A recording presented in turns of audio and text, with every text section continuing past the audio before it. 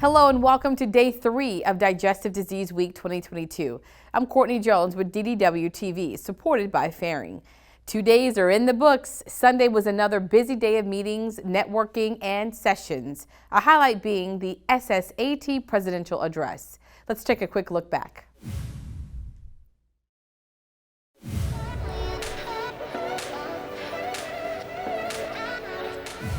Hi, I'm Ed Highland with DDW TV. We continue to cover the very latest from Digestive Disease Week, including eating your fruits and veggies, at least the right fruits and veggies, like this dragon fruit. A traditional IBS diet following the FODMAP diet can help alleviate the symptoms of IBS. I'm presenting the data from our research group from a intervention study where we compare 2 dietary treatments, a low FODMAP diet and a low carb diet, to optimized medical treatment in patients with IBS. These are the results from the 4-week data, and there will be data from 6 months as well, an open label follow-up. What we can show is that 3 out of 4 patients with IBS have a significant improvement in symptoms from both dietary treatments, while 2/3 of patients had a significant improvement from the medical treatment options. So all 3 treatment options improved symptoms, but it seems that dietary treatment are even more effective than medicines. This is day 2 of our coverage of DDW 2022. Here's more.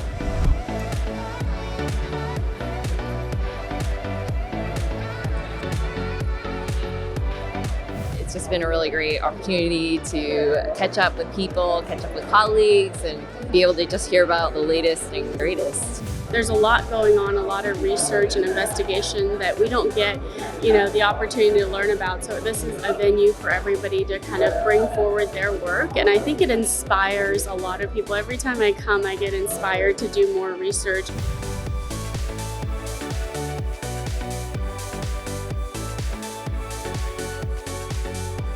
Hi, I'm Jason Rice, and I'm with the Crohn's and Colitis Foundation, and we're here in San Diego at DDW, and we brought with us this weekend the PoopUp. The PoopUp is a STEM-inspired educational experience that allows families to come in who are interested in learning more about gut health. Right behind me, you have one of our immersive educational experiences where we're really exploring dysbiosis and it being the underlying mechanism behind recurrent C. difficile infection, and learning in a fun, engaging, COVID-free swipe type environment. So we're really excited to educate and learn and raise some awareness here together. As we wrap up Sunday, we look ahead to big news on Monday about how artificial intelligence is being used to predict fat accumulation around the organs. Details on DDW TV. Monday promises to be just as exciting with more events and learning opportunities. Here's today's schedule. Scientific sessions start off the day, and the exhibit hall is back open. Our cutting-edge poster hall is also the place to be. Finally, you don't want to miss the DDW Diversity Session and Reception. It's a special event to celebrate diversity, equity, and inclusion and promote relationship building among minorities in GI. For those joining us virtually, there are plenty of things to catch on the DDW virtual platform. We'll hear from the AGA president during his presidential plenary. Then, this afternoon, what is gastroparesis? Learn about the diagnosis and medical therapy of this condition and ask the experts during a jointly sponsored clinical symposium. DDW TV is sponsored by Ferring. Ferring is focused on life-changing innovations that help people live better lives. Ferring is dedicated to being a trusted healthcare company and says its people always come first. Take a listen.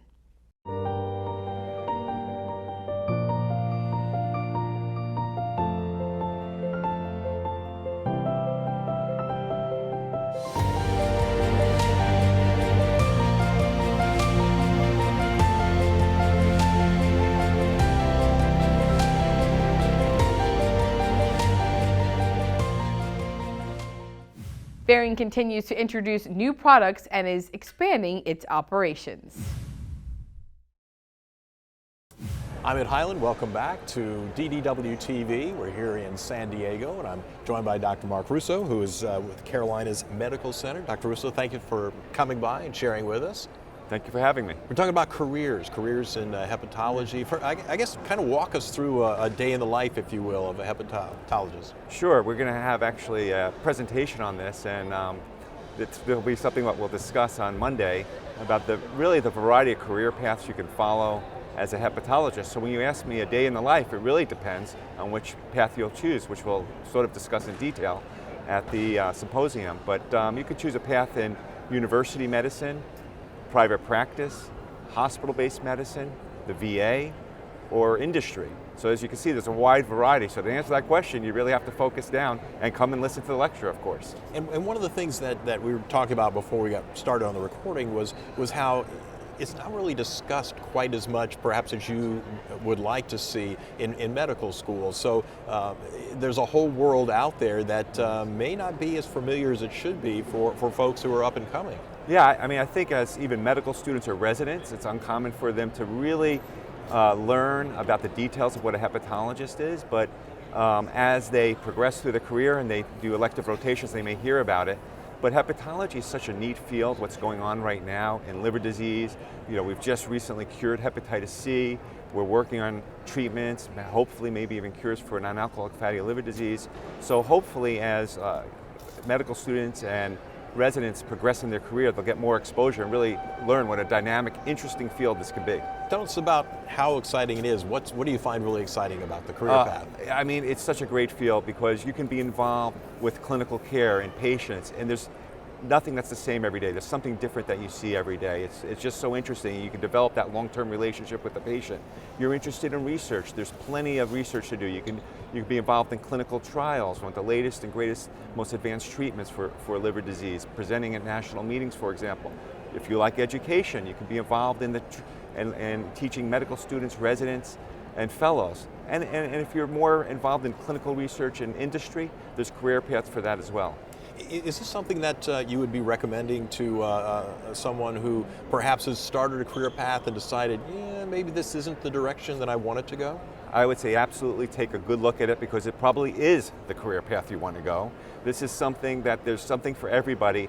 And also I will tell you, when you ask folks outside of medicine who are the most fun doctors to hang out with, it's always the hepatologist, because the hepatologist, they understand it's a work-life balance, and there's work, but there's also play, and it's important, as I found with many of my colleagues, not to just focus on work, but to also make sure that you're involved with your family and friends as well. What advice are you giving to trainees now? I mean, what should they be doing, actively working or doing?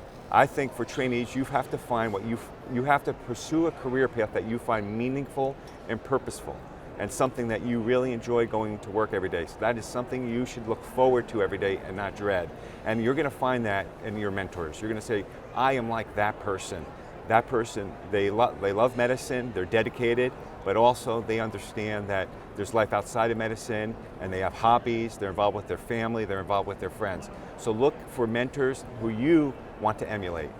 Can you discuss a little bit about, you touched on research and some of the exciting areas. Can you give us kind of a broad perspective of the time frame we have, but kind of a look at what someone can, light the fire, light the bulb for them that is going to get them perhaps interested in going in that direction through the world of research? So are you curious? Are you a curious person? Do you like to write? Do you like to see your name on publications? Do you want to present? Do you want to interact with colleagues on some of the most interesting, novel things going on in medicine, in this case hepatology? Then that is something that you should pursue. You should pursue that curiosity in the form of research. That can range from doing clinical trials, that can range from analyzing large databases, or you may want to be in the lab and do more molecular type drug discovery or other avenues in that area. Dr. Mark Rossos, thank you so much for coming by and joining us. You're welcome. Thank you for having me. This is DDW TV. I'm Ed Highland. Of course, you can find much more in the way of highlights on the channel, ddw.org. Thanks for joining us.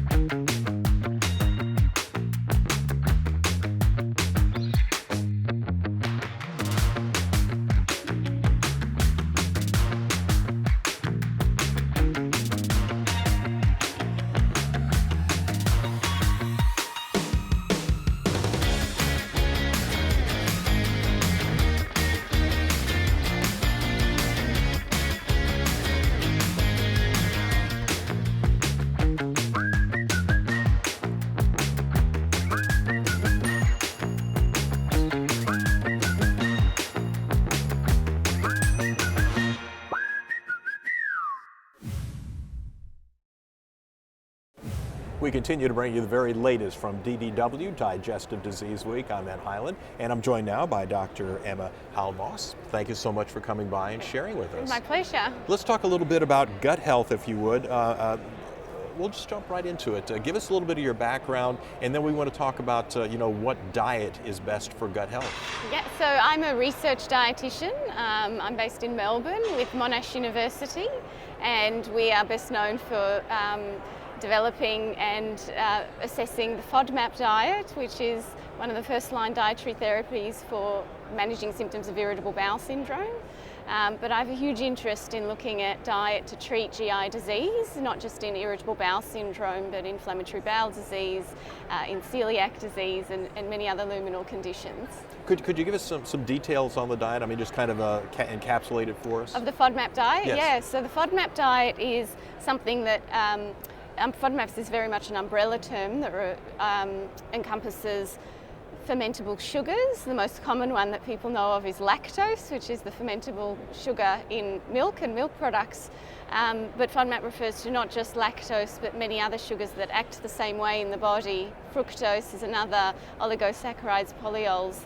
And in people with irritable bowel syndrome who have what we call a visceral sensitivity, hypersensitivity of the gut, we find that when we reduce not just one but all of these sugars, what it does is in turn reduce gas that's produced in the colon and fluid as well, and this makes people feel better and controls their symptoms. So the low FODMAP diet is quite helpful, and a lot of the IBS guidelines now recommend it for first-line dietary therapy. And for my edification, is it flexible? I mean, it's one thing that I think most people come into with, how rigid is it? Can I have some flexibility with this? Well, yes, and actually I'm a bit biased because I said I'm a dietitian, but I truly believe every single person who applies any sort of dietary therapy should be guided by a dietitian who's well versed in the area. And there's really two approaches to the FODMAP diet. The traditional one is where you essentially over-restrict for a time and get people seeing if they respond well, and then you go through a process of reintroducing certain types of food to identify what's problematic and not, and then long-term, ultimately people find they only need to target a couple of foods to make themselves feel well. That's one approach, and the other is a gentle approach where we might select just a few really, really concentrated FODMAP foods and reduce that, and if that's not enough, we might reduce further. You touched on it quite a bit, but can you give us some of the top tips that you would be sharing to perhaps get people on the right track, so to speak? Well, I mean, I think tip number one is you need to understand your disease, and that's where I think dietitian and gastroenterologist comes in to actually be diagnosed and have irritable bowel syndrome explained, and then if they're a good candidate to try diet, to select which approach is best for them. If they're already restricting other foods, or perhaps they're children or adolescents, or there's another reason why we wouldn't want to be so heavy-handed with diet, we might go a gentle approach, and of course for people who prefer that. But if people want to dive right in and do a short-term, more aggressive restriction of FODMAPs, then a dietitian can guide them through that as well. Now your research, you're based out of Australia. Is there some difference in the way the diet is implemented, so to speak, in different regions of the world? Because our foods are different. Yeah, somewhat. So, for example, here in the States, I know high fructose corn syrup is something that is cheap and accessible everywhere. It's quite expensive in Australia. We have plenty of sugar cane fields there, so we tend to sweeten with sucrose or even glucose, which are not FODMAPs. So that's only one example of differences in our food composition, and so there are definite differences. But I guess the headlines of the FODMAP diet, a good dietitian will be able to sort of manipulate the information and apply it to the patient that's relevant for their environment and what country they're in. Fabulous advice. Thank you so much for coming and sharing with us. My pleasure. Dr. Emma Halmos, and we're going to be talking about many more things here during Digestive Disease Week, right here on DDW TV. Our vision is to be the most innovative, single-use endoscopy company in the world. We believe there is a better way to do endoscopy. We believe patients and healthcare systems deserve a solution which is sterile, which provides convenience, flexibility, and attractive economics. One that leverages the technologies of the future. Ambu, forever forward.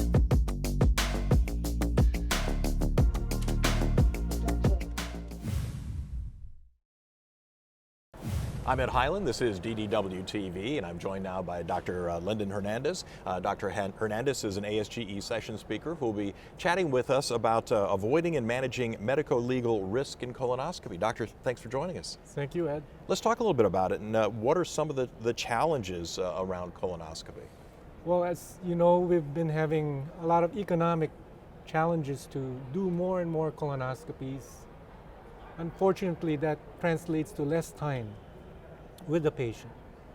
And what that means is less interaction, less explanation of the procedure, and somehow the consent process might be limited in that regard.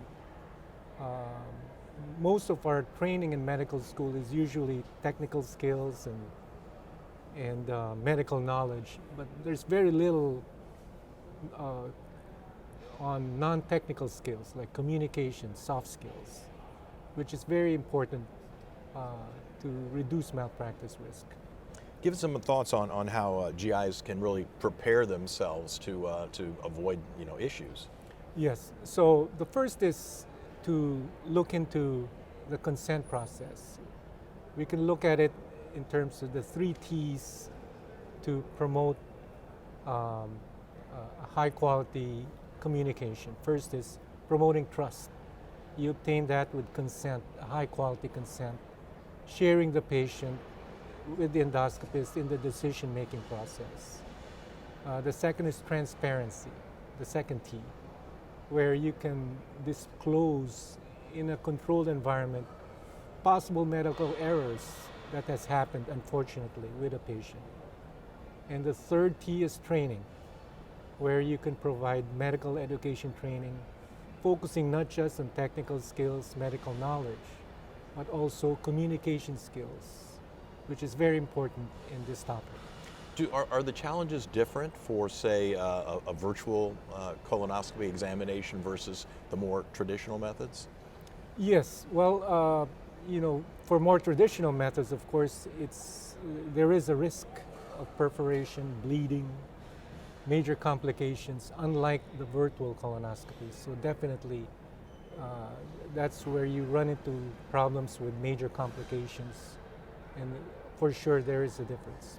I didn't know if the communication line needed to be different or enhanced, since it is a different type of procedure certainly for the patient. Yes, for sure.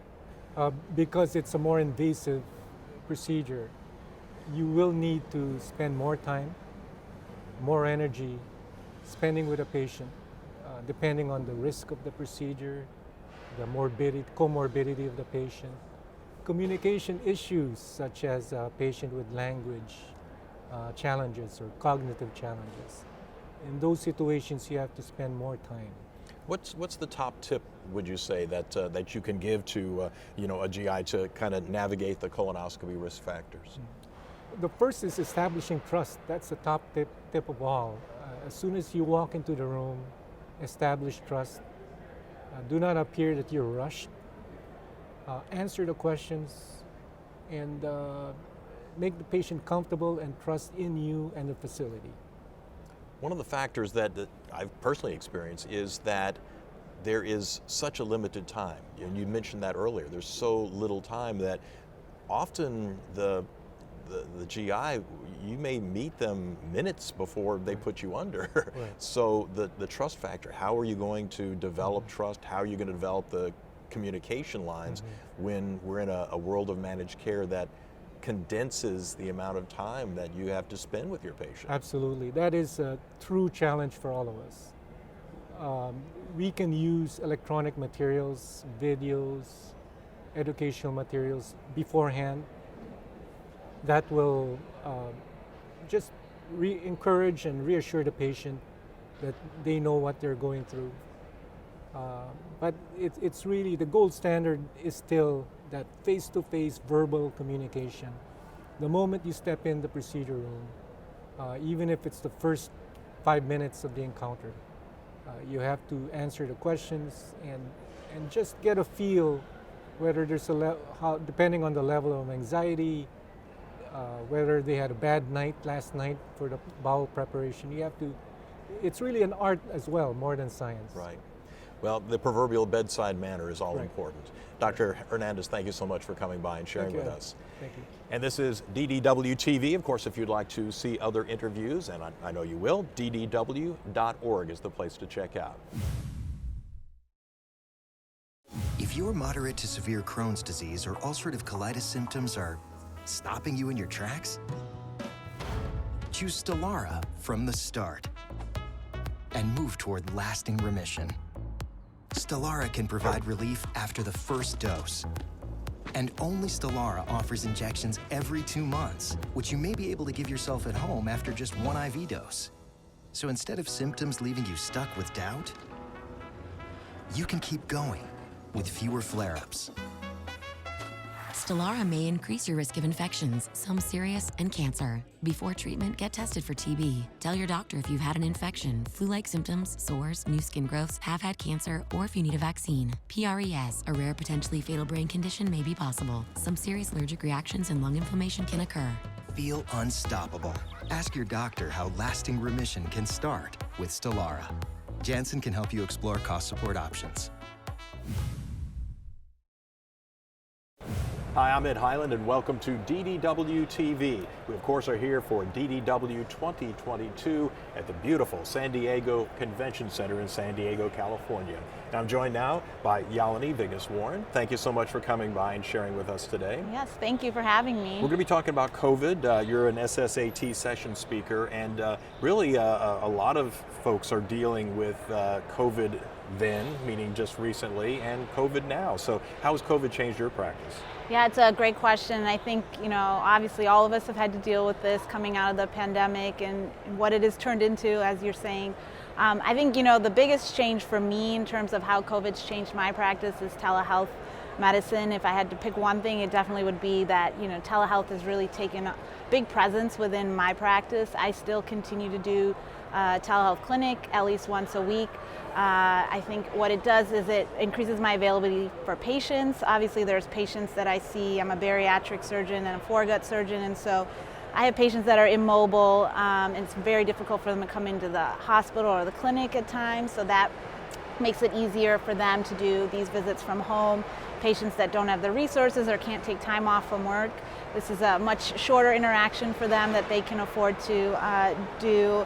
And even just patients from out of state or from other destinations. We often see a lot of patients at University of Chicago that come from Indiana, Michigan, Wisconsin, other places. And so for them to be able to have these opportunities for virtual interactions is obviously a benefit for them and increases who I can see as well. So I think that's been the biggest thing. I think also as a surgeon, it's pushed my boundaries in terms of keeping patients in the hospital during this pandemic. We were trying to be as efficient with our resources, beds in particular, and so I do a lot of my anti-reflux surgeries now as outpatients. Patients go home the same day, and that really has been driven by COVID. And I've seen a great benefit from that as well. Well, at this point, what kind of tips can you give to clinicians about what they should be doing in their practice? And kind of as an aside to that, the changing attitudes, if you will. A great many patients and others are kind of looking at this as, well, gee, do I still have to do the basics, like wear a mask? Yeah, very good question. So I think, going forward out of this, obviously we still have to be precautious. We're seeing more, these waves and increasing in people that are exposed, whether that's clinically relevant or not, I think is a different question.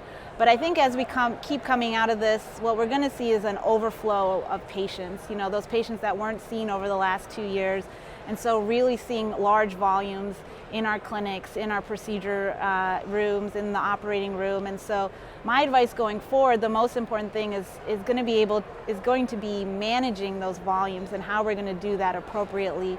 I think it's twofold. I think one is really understanding how we're going to prioritize certain patients, because there are going to be a lot of patients that are behind on their surveillance and they need, routine care. But there's also going to be those patients that are symptomatic, more symptomatic, and need more urgent care. And so I think one thing in particular is going to be figuring out how our schedulers and nurses can prioritize these patients in our templates, and making sure there's openings for more urgent patients, because things are going to get filled up quickly with a lot of this maintenance and surveillance. So that's one. And then two, again, efficiency with resources, and that's something we've been dealing with for the last 2 years. As a surgeon, what we've had to do is, kind of move away from the classic ways we think about operative time and block time, and being a little bit more efficient, either releasing that time so that we can maximize the usage of the ORs in this time where our elective practices are going to really rev up at this point. So I think it's going to be interesting the next year. I think we're all going to stay very, very busy. I was going to ask you to look in the crystal ball. What do you see, coming forward over the next 6, 8, 10 months? I think it's going to be busy for all clinicians around. I think, as we've been going through this, burnout has been, something that everyone in the healthcare field has been dealing with, and I think we're going to have to really keep our gas on wellness and all of this too, because I don't think it's going to be slowing down anytime soon. Absolutely, we need to stay safe. Yes. Yolani, thank you so much for coming by and sharing with us. And this is DDW TV. I'm Ed Highland. Thank you once again for joining us. And of course, you'd like more updates, and I know you will, at news.ddw.org.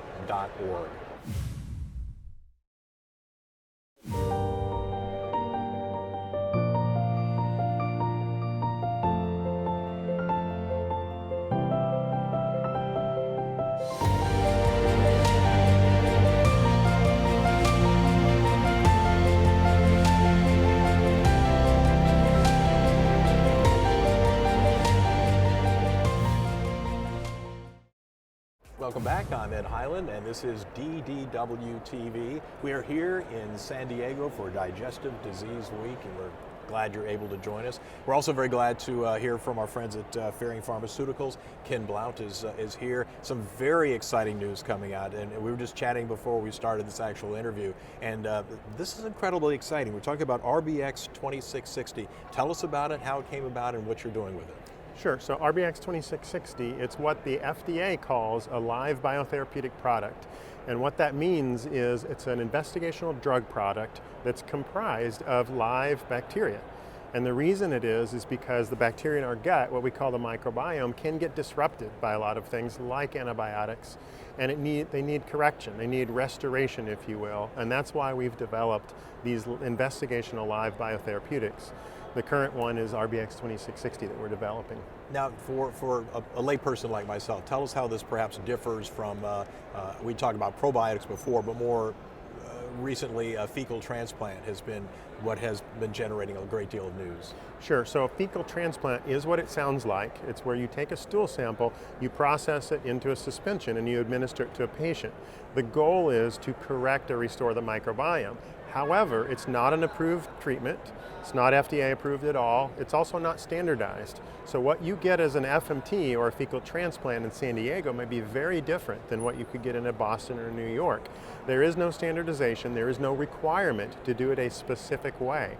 The amount of bacteria that you're administering could be different. The pathogens that you screen to ensure are not there could be different.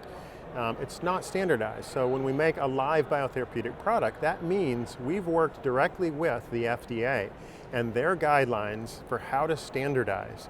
And that means also that whenever a patient gets a dose of this investigational treatment, they have an assurance that the FDA has looked at it and that there are certain guarantees of standardization in every single dose. And that's really the key difference between them. And again, we need to emphasize this is investigational live biotherapeutic. Give us some thoughts, if you would, on sort of where you go from here.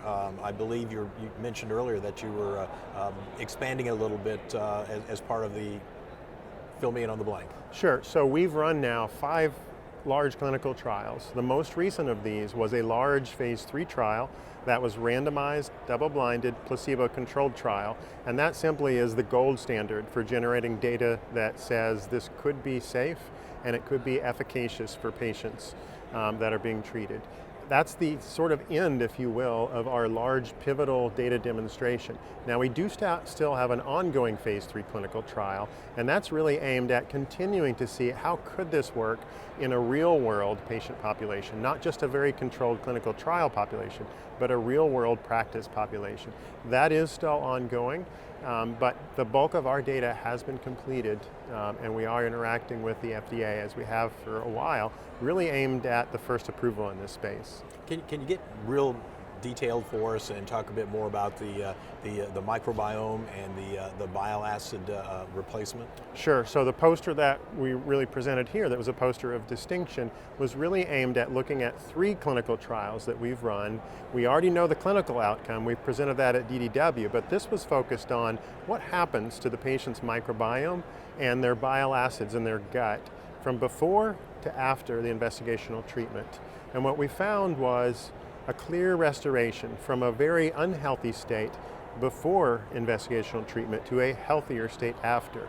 And what I mean by that is there are certain classes of bacteria that we know are associated with healthy individuals. Those were depleted in our patients before the investigational treatment. They were increased after treatment. Similar with the bile acids. So the indication we're treating, in particular, the indication that we're investigating is called Clostridioides difficile infection. And it's an infection that happens in the gut. When you have an antibiotic, it can disrupt your gut bacteria and allow this pathogen to grow, cause severe diarrhea. It's a debilitating, potentially deadly disease. The real challenge is that it's treated by antibiotics. So the standard of care is the same thing that can cause more problem to the microbiome. So what we're aiming to do is restore that microbiome after the antibiotic treatment. That's been the essence of our clinical trial program. Our clinical trials are aimed at reducing the recurrence of C. difficile after a standard antibiotic treatment. Now the bile acids are important. Our gut and our liver produce what are called primary bile acids. Those are converted only by a healthy microbiome into secondary bile acids. Primary bile acids help C. diff grow. You don't want those to be the biggest part of your gut. If you have a healthy microbiota, it can convert those to secondary, which actually repress C. difficile and can actually repress the likelihood that you will recur. So what we saw in these trials that we've shown today is that when a patient comes into our clinical trial, they actually have mostly those less healthy primary bile acids. And then after treatment and continuing on to the end of our observation period, they shift to more of the secondary that repress C. diff. So it's very consistent with the microbiome data that we saw, in which you see a less healthy going to a more healthy state from before to after the investigational treatment. I know you can't talk about timeframes, but this is a very exciting time, and I know we're in the very near future going to have some wonderful options to present for clinicians out there to be able to use in their practices. Thank you so much for coming by, and I assume folks can stop by the Fairing booth as well on the show floor. Absolutely, and we'll be around the entire conference. All right. Ken, thank you so much for coming by and joining us. And this is DDW TV. Thank you for joining us. We still have one more day of learning. Tomorrow, check out the SSAT and ISDS Joint Symposium on Elective GI Surgery in the COVID-19 era. Certainly a timely discussion. Those attending DDW 2022 virtually can attend this online. Also, ASGE hosts its video plenary sessions and the crowd favorite ASGE World Cup of Endoscopy. There are many more scientific sessions to choose from. And it's the final day for poster sessions. You'll get to interact with others in the GI field. Then, as we come to a close, we've got the Best of DDW 2022 session where you'll get top science from each society. DDW virtual attendees can view this live online as well. Definitely a day you don't want to miss. In the meantime, you can stay up to date with top session highlights and watch bonus DDW TV interviews by visiting news.ddw.org. And if you haven't already, download the DDW smartphone app. Just go to your phone's app store and search DDW. Don't forget, when posting on social media, use the hashtag DDW 2022. I'm Courtney Jones. We'll see you tomorrow for more DDW TV.